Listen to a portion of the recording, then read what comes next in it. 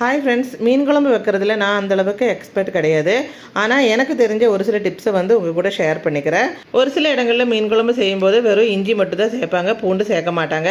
இஞ்சி பூண்டு ரெண்டும் சேர்க்கும்போது பேஸ்ட்டாக சேர்க்காம இந்த மாதிரி சின்ன சின்னதாக கட் பண்ணியோ இல்லாட்டி தட்டியோ போட்டால் அதோட ஃப்ளேவர் நல்லாயிருக்கும். பேஸ்ட்டாக அரைச்சி சேர்க்கும்போது குழம்போட டேஸ்ட்டு வேறு மாதிரி இருக்கும். அதே மாதிரி வெயில் காலத்தில் பச்சையாக தேங்காய் அரைச்சி சேர்க்காம இந்த மாதிரி கொஞ்சம் வணக்கியோ இல்லாட்டி வறுத்தோ அரைச்சி சேர்க்கும்போது குழம்பு கெடாமல் இருக்கும்.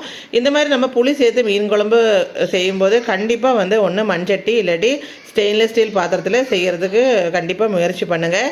அலுமினியம் பாத்திரத்தை மீன் குழம்பு வைக்கும்போது முற்றிலும் தவிர்க்கிறது பிகினர்ஸுக்கும் கூட ஒரு டிப்ஸ் தான் இது. ரொம்ப சாஃப்டான சின்ன சின்ன மீன்கள் குழம்பு பண்ணுற மாதிரி இருந்துச்சுன்னா கொதி வரும்போது இந்த மாதிரி சட்டியை வச்சு இந்த மாதிரி சுற்றிக்கலாம். ஏன்னா கரண்டி போட்டோம் அப்படின்னா மீனை உடையிறதுக்கு வாய்ப்பு இருக்குது. கொஞ்சம் நல்ல திக்கான மீனாக இருந்துச்சுன்னா நம்ம கரண்டியை போட்டு கிண்டிக்கலாம். அவ்வளோதான் ஃப்ரெண்ட்ஸ். இந்த வீடியோ உங்களுக்கு பிடிச்சிருந்தா மறக்காமல் கமெண்ட் பண்ணுங்கள். தேங்க்யூ.